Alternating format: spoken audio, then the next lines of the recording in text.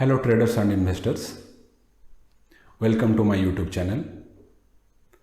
आज मैं आप लोगों के साथ एक बहुत अच्छा सा स्ट्रैटेजी जिसको आप बैंक निफ्टी में इंट्राडे में यूज़ कर सकते हैं, इसका लॉजिक, इसमें एंट्री कैसे ले सकते हैं, एग्जिट कैसे ले सकते हैं, इसमें आप मनी मैनेजमेंट कैसे करेंगे, ये सब चीज़ मैं आज आप लोगों को दिखाने वाला हूँ।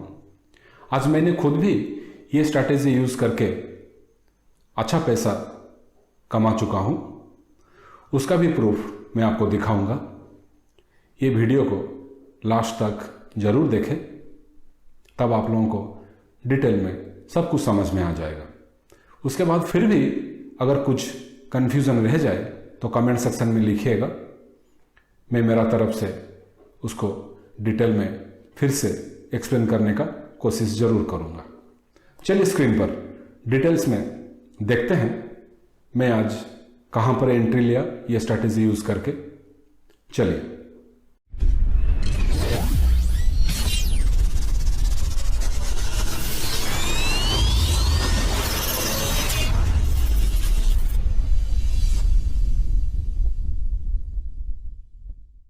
अभी हम लोग देख पा रहे हैं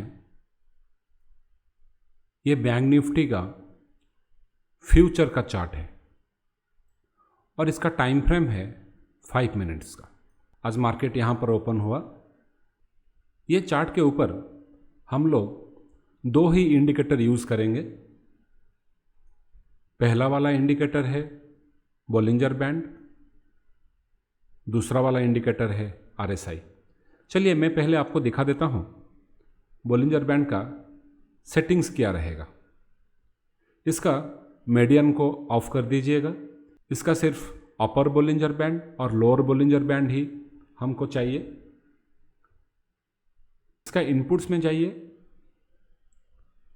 इसका डिफ़ॉल्ट वैल्यू है 20 और 2, लेकिन हम लोग को ये 2 के जगह मॉडिफाई करके 1.5 कर देना है। ओके, अभी जाइए RSI में। RSI में इसका जो डिफ़ॉल्ट सेटिंग है 14, उसको रखिएगा।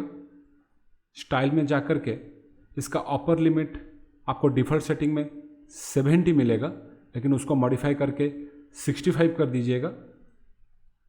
और इसका जो लोअर लिमिट आपको दिखाई दे रहा होगा 30, जो कि उसका डिफ़ॉल्ट वैल्यू है, उसको मॉडिफाई करके 35 कर दीजिएगा। बस इतना ही है हम लोग का सेटिंग्स। चलिए अभी समझते हैं इसमें हम लोग बाय कब करेंगे और शॉर्ट सेल कब करेंगे। इसमें हमको पहले ऐसा कैंडल ढूंढना होगा जो कि आइदर अपर बोलिंजर बैंड को टच नहीं किया होगा या फिर लोअर बोलिंजर बैंड को टच नहीं किया होगा। फॉर एग्जाम्पल, ये एक ऐसा कैंडल है जो कि लोअर बोलिंजर बैंड को टच नहीं किया है। और अपर साइड में देखिए, ये एक ऐसा कैंडल है जो कि अपर बोलिंजर बैंड को टच नहीं किया है। ना बॉडी टच किया है, ना इसका हाई या लो टच किया है। पहले हम लोग को क्या करना पड़ेगा ना, ऐसा एक कैंडल ढूंढना पड़ेगा। ऐसा कैंडल जब हम लोग को मिल जाएगा, उसके बाद हमको जाकर के चेक करना पड़ेगा कि इसका RSI का वैल्यू क्या है। क्या इसका RSI का वैल्यू 35 के ऊपर है या फिर 35 का नीचे।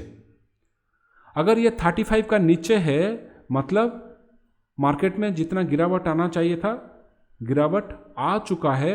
अभी यहाँ से ये ऊपर भागने वाला है।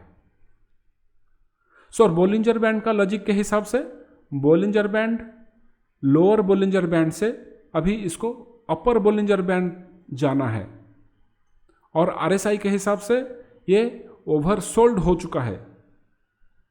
What is the maximum probability? Maximum probability ये कहता है कि यहां से मार्केट घूमेगा। हम लोग को बाय एंट्री कैसे लेना है? जो कैंडल टच नहीं किया है लोअर बोलिंजर बैंड को, उसी कैंडल का हाई के ऊपर हम लोग को बाय करना है।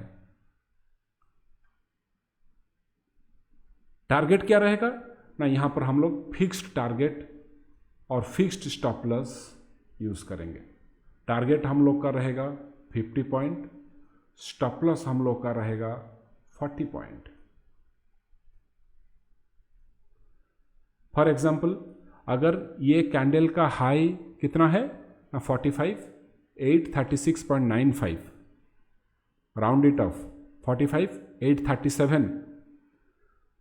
सो 45, 837 में आप 50 पॉइंट मिला लीजिए, कितना आ रहा है 45, 887। So that is the target.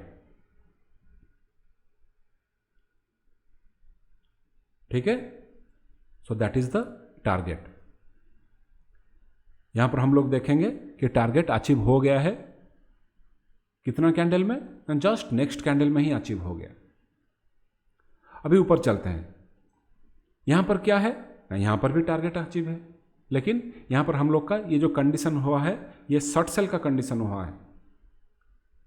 कैसे ना, पहला कंडीशन, ये जो कैंडल है ये अपर बॉलिंजर बैंड को टच किया है क्या, नहीं किया, तो एक कंडीशन सेटिस्फाइड हो गया। दूसरा कंडीशन क्या है ना, दूसरा कंडीशन यह है कि क्या RSI 65 के करीब है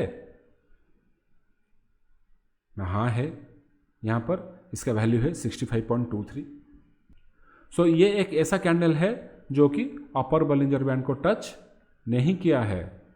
सो इसका लो क्या है ना, इसका लो है 46064.90, राउंड इट ऑफ 46065। सो हम लोग को एंट्री कब करेंगे ना, कभी भी अगर ये कैंडल फॉर्मेशन होने के बाद अगर कभी भी प्राइस 46065 के नीचे अगर आता है तब जाकर के हम लोग शॉर्ट सेल करेंगे। टारगेट कितना रहेगा ना, टारगेट हम बोल चुके हैं, टारगेट रहेगा हम लोग का 50 पॉइंट। सो 45, इसका लो कितना था ना, इसका लो था 46065। सो 46065। सो इसका टारगेट क्या रहेगा ना, 46065 minus 50, so that will come around 46015। हम लोग एंट्री करेंगे इसका लो में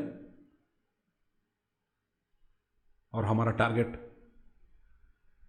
कहां पर आएगा ना, हम लोग का टारगेट आ जाएगा 46015, जो कि यहां तक आ रहा है।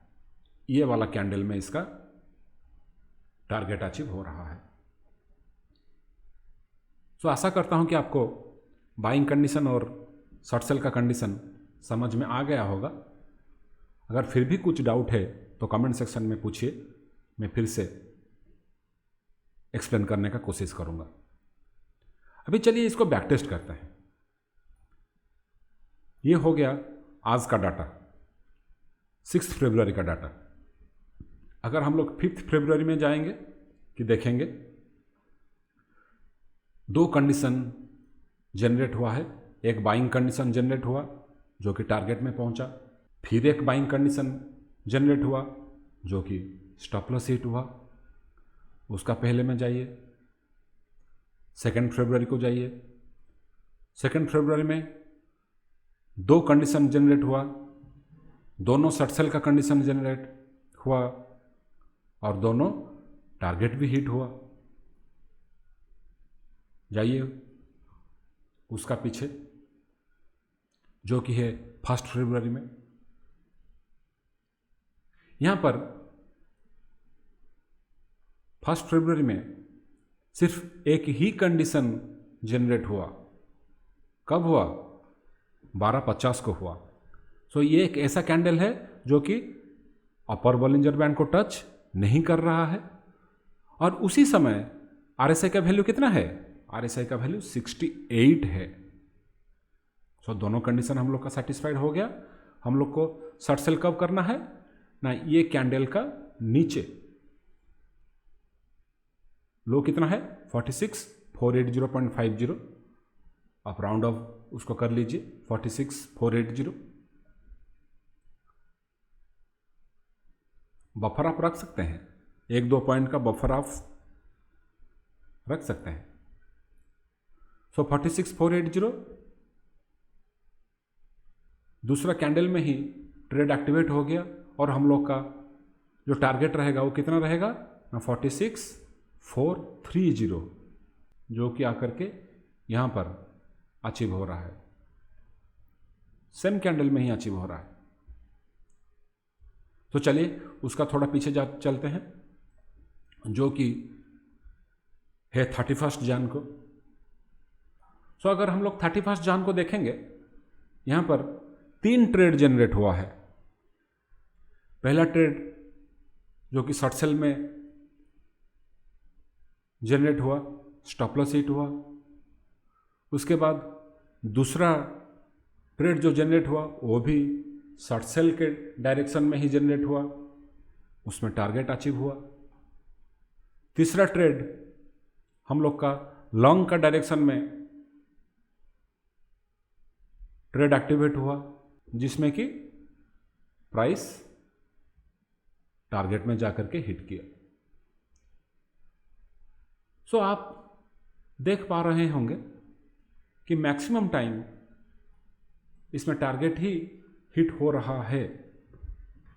आप खुद भी बैक टेस्ट कीजिए, तब जाकर के आपको एक कॉन्फिडेंस मिलेगा। आप ये स्ट्रैटेजी के साथ कॉन्फिडेंटली काम कर पाएंगे। जो सबसे इंपॉर्टेंट बात है वो है कि आपको पेशेंस के साथ वेट करना पड़ेगा। हर रोज 1 या 2 ट्रेड जरूर मिलेगा, लेकिन आपको पेशेंस के साथ वेट करना पड़ेगा। कंडीशन अगर सेटिस्फाइड होगा तब जाकर के ट्रेड कीजिए, नहीं हो रहा है तो चुपचाप बैठिए।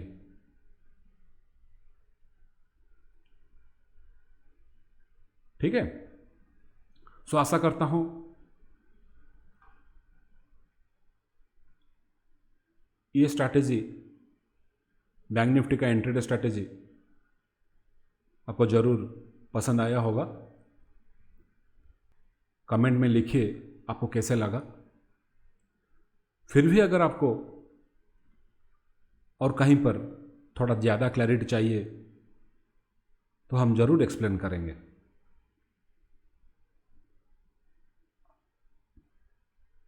ये वीडियो अगर आपको अच्छा लग रहा है तो सब्सक्राइब कर लीजिए, हमको भी अच्छा लगेगा। आप जब एनकरेज करेंगे ऐसा ही चैनल को सब्सक्राइब करके, लाइक करके, तो हमको बहुत अच्छा लगेगा नया नया वीडियो, नया नया स्ट्रैटेजी आप लोगों के साथ शेयर करने में। तो आज इतना ही, फिर मिलते हैं नया वीडियो के साथ। जय हिंद।